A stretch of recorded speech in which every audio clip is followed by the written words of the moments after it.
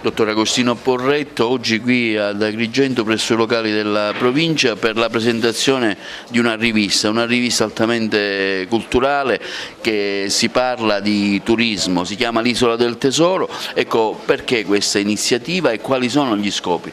L'iniziativa promuove già da qualche anno, che mira a realizzare un target particolare di una Sicilia bella, inimitabile, un unicum da proporre come emblema turistico della Sicilia, non soltanto come turismo fino a se stesso, ma un turismo a 360 gradi, cioè un turismo che rappresenta una realtà siciliana forse poco conosciuta all'estero, che senz'altro demolisce le immagini demagogiche un poco superate che la Sicilia ha purtroppo nel mondo, e quindi il bello. Noi ci proponiamo di promuovere il bello della Sicilia. Per bello intendiamo non soltanto la magnificenza delle nostre opere d'arte, dai monumenti, dal territorio, dal paesaggio, dall'enogastronomia, per dirne anche una molto più apprezzata forse dall'estero che noi pensiamo, ma nello stesso tempo andare a stabilire questo concetto. La Sicilia, l'isola del tesoro, perché del tesoro? Perché essa rappresenta tutto ciò che la civiltà occidentale e anche medio orientale ha prodotto nei vari secoli. Noi siamo la sintesi della civiltà dell'uomo, lo possiamo dire senza ombra di essere smentiti.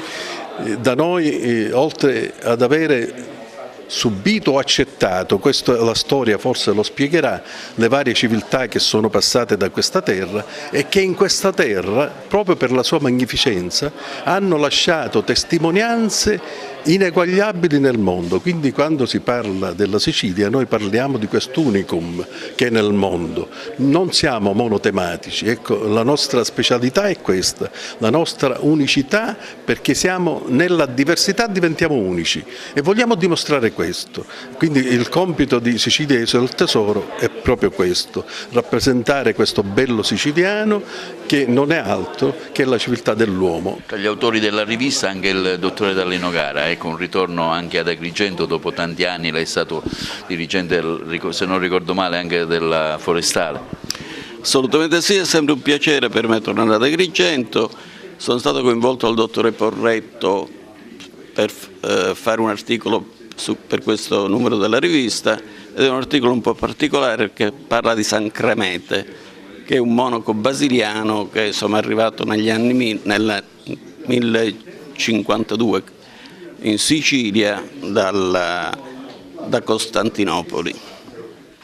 Secondo lei qual è la funzione anche oggi di una rivista così qualificata e così importante? Ma credo, oltre a rappresentare i tesori della Sicilia, anche rappresentare questi piccoli aspetti che non sono molto conosciuti, che la regione siciliana invece è presente ad offrire. Spesso si va all'estero, però dico, noi in Sicilia abbiamo tantissime nicchie bellissime e sono sconosciute. Assolutamente sì, questa di San Cremete è una di queste nicchie.